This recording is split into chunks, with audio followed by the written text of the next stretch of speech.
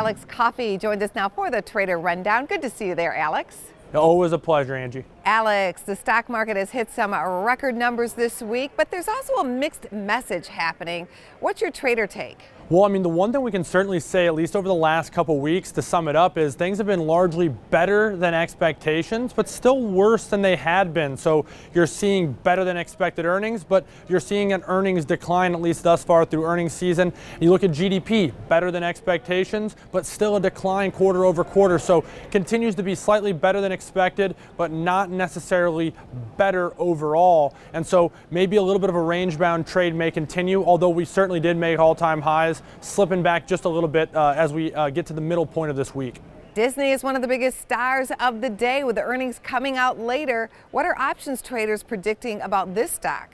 Yeah, so certainly Disney has been kind of a really amazing story throughout the year. You're talking about a pretty steady Eddie stock, but many investors are looking at this as more as an investment necessarily, not necessarily a trade. So one that combines the two would be to sell the out of the money put, and that's what we're seeing traders doing as an opportunity to maybe catch Disney on a pullback and accumulate some of those shares. They're selling the next week 125 put for about an 85-cent credit.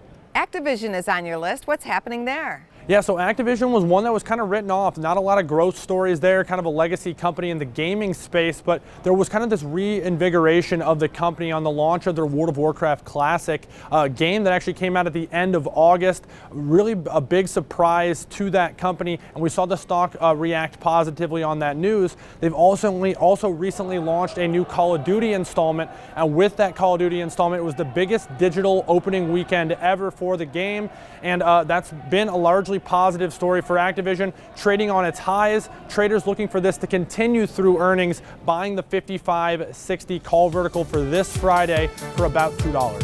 Thank you as always, Alex. Thanks for having me.